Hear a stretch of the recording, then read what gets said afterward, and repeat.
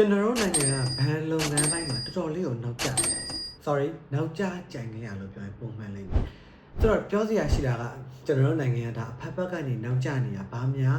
ထူးဆန်းလို့လဲလို့မေးစရာရှိရဲ့ဟုတ်တယ်မှန်တာတော့မှန်တယ်ဆိုပေမဲ့လည်းဘဏ်လုပ်ငန်းပိုင်းမှာနောက်ကျနေတာကကျွန်တော်တို့နေစဉ်ဘဝမှာတော်တော်လေးကိုထိခိုက်မှုရှိရပြီးတော့နိုင်ငံတကာနဲ့ဒါရင်မောင်တန်းမှုနေရာမှာကလည်း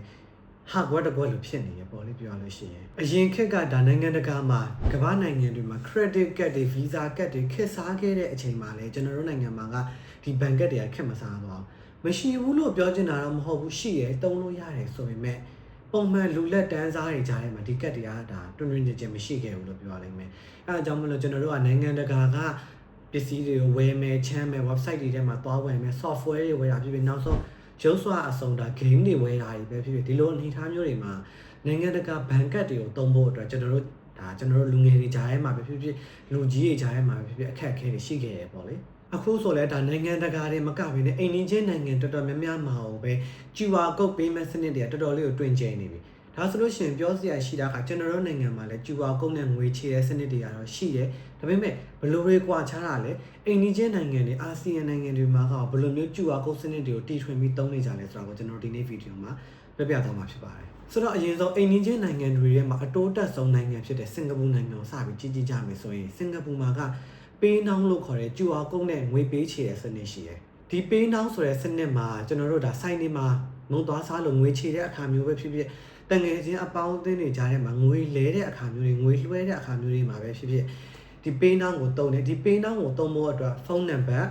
်မှတ်ပုံတင်နံပါတ်ဒါမှမဟုတ်လို့ရှိရင်လည်း QR code ဒီတစ်ခုခုရှိထားရဆိုရင်ရပြီသူကဘယ်ဘန်သုံးတာလဲကိုကဘယ်ဘန်သုံးတာလဲသူကကိုလွှဲလို့ရလားကိုကသူ့ကိုလွှဲလို့ရလားလွှဲခါတွေပေးရလားထုတ်ခါတွေပေးရလားဒါတွေတစ်ခုမှစဉ်းစားစရာမလိုငွေလွှဲလိုက်တာနဲ့တစ်စက္ကန့်အတွင်းတန်းပြီးတော့လက်ခံရရှိရဲ့ဂျားထဲမှာဘာသုံးခါတွေလွှဲကြရဘာတစ်ခုမှလည်းမဖြတ်ဘူးဘယ်ဘန်ကနေဘယ်ဘန်အောင်မဆိုလွှဲလို့ရတယ်လို့ဘယ် mobile wallet e-wallet မဆိုလဲအချင်းချင်းပြန်လွှဲလို့ရတယ်ဒါစင်ကာပူမှာမဟုတ်ထိုင်းမှာဆိုလို့ရှိရင်လည်း prompt pay လို့ခေါ်တဲ့ဒါထိုင်းနိုင်ငံအစိုးရကလုပ်ထားတဲ့ QR code payment တွေရှိတယ်ဒီနိုင်ငံမှာသုံးနေတဲ့ QR code စနစ်တွေကဒါတော်တော်လေးကိုအဆင့်မြင့်လာတယ်ဆိုတဲ့အနေအထားကိုရောက်နေပြီဘာလို့လဲဆိုတော့သူတို့ပြည်တွင်းတွေမှာသုံးရုံနဲ့မကဘဲနဲ့နိုင်ငံတကာက QR code တွေကိုပါအပြန်အလှန် scan ဖက်ပြီးငွေလဲလို့ရနေတယ်ကျွန်တော်ဆော့ဆော့ပြောတဲ့စင်ကာပူမှာနေတဲ့လူတစ်ယောက်ကဒီ e-wallet mobile payment တစ်ခုခုနဲ့ထိုင်းကိုသွားတဲ့အခါမှာ prompt pay ကို scan ဖက်ပြီးတော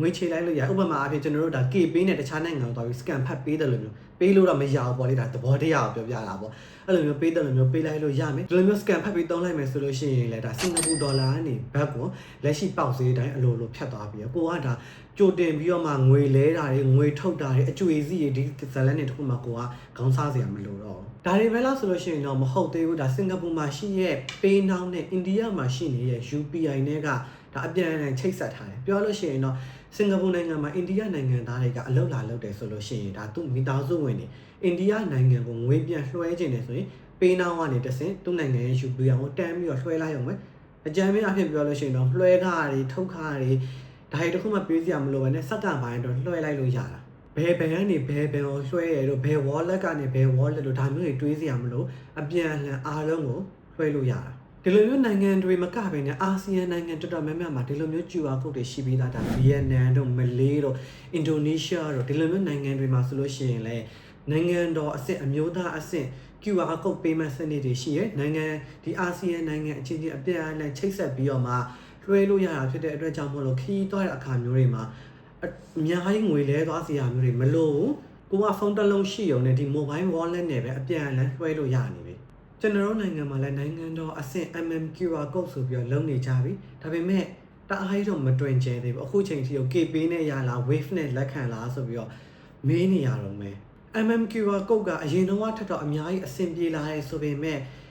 QR code နဲ့ငွေရှင်းဖို့အတွက်ပတ်စံပိုတောင်းတဲ့ဆိုင်တွေကလည်းရှိတယ်ပြီးတော့ QR code နဲ့ပတ်စံထုတ်ဖို့အတွက်ကိုလည်းထုတ်ခပေးရတဲ့ဆိုင်တွေကလည်းအခုချိန်ထိမှရှိနေတော့မယ်ဆိုတော့ QR code စနစ်ကရှိလာတာကောင်းတယ်အများကြီးအလုပ်ဖြစ်တယ်ဆိုပေမဲ့လည်းဒီလိုမျိုးအိမ်နီးချင်းနိုင်ငံတွေရောမှီလာဖို့အတွက်အများကြီးလိုသေးတယ်ပြီးတော့အိမ်နီးချင်းနိုင်ငံတွေရဲ့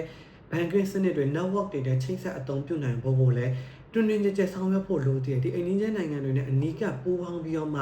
ဘယ်လိုမျိုး integrate တွေဘယ်လိုမျိုးချိတ်ဆက်ဆောင်ရွက်နိုင်မလဲဘယ်လိုမျိုးငွေလဲနှုန်းတွေကိုသတ်မှတ်ကြမလဲဆိုတာကတော့ကျွန်တော်တို့စောင့်ကြည့်မှာပဲရမယ်တကယ်လက်တွေ့မှာဖြစ်လာပါမလား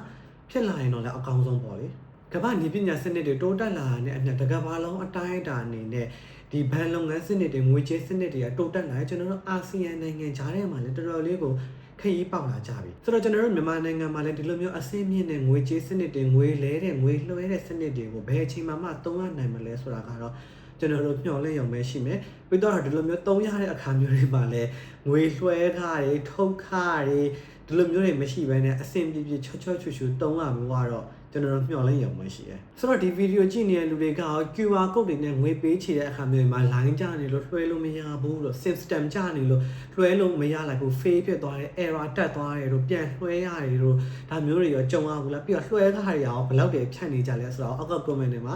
ဝင်ရောက်ကြည့်ပေးတော့ရပါတယ်ကျေးဇူးတင်ပါတယ်ခင်ဗျာ